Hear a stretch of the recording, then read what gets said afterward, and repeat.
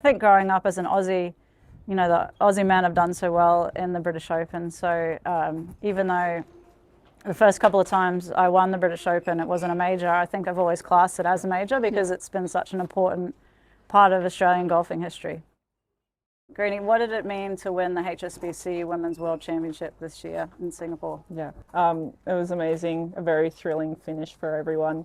I knew where I stood in the leaderboard. I am a leaderboard watcher, but I think the putt on the last, you could kind of see my face. I was starting to light up as it was kind of tracking towards the pin.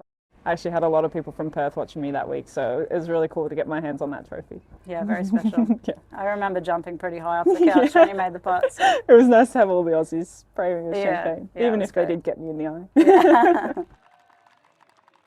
So the win in Singapore, how does that sum up all the wins and perhaps how the season was going that year? I'd come off a couple of lean years, so wasn't feeling super confident with my game. So I think I'd always liked, I've loved playing all over the world, and you know, HSBC had always put on a great tournament in Singapore, and I just loved actually being in Singapore and experiencing the city. I think it's one of the coolest places that we play.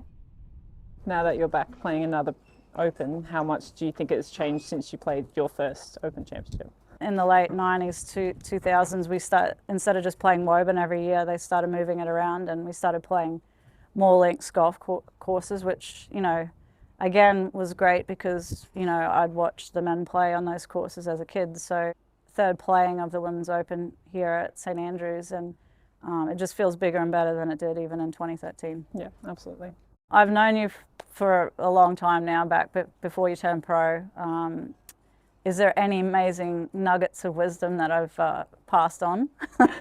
Can't say I have any screenshots from anything that I read every day, but I think it's just knowing that I have you a phone call away. You know, if I'm ever stuck with any decision that I need to make on or off the golf course, that you're always there. What you do for us girls back in Australia, having your scholarship, even though you're not playing as much as you would now, still being involved, it makes a big difference for the future generation. And I think that's where I see the most progress. So, yeah. I'll put the check in your locker. Greenie, what would it mean to win a Women's Open here at the Old Course? I mean, I guess it would be everyone's dream to win here of all places. With my Scottish roots from my mother's side, that would be a very awesome way to cap off these few weeks. But I actually have a lot of family coming here to watch me, so I will have a lot of people to cheer for me, which is obviously rare when we're up this way. But yeah, the home of golf, such an iconic view, obviously right behind us. I would love to have that. Yeah, maybe you can be too.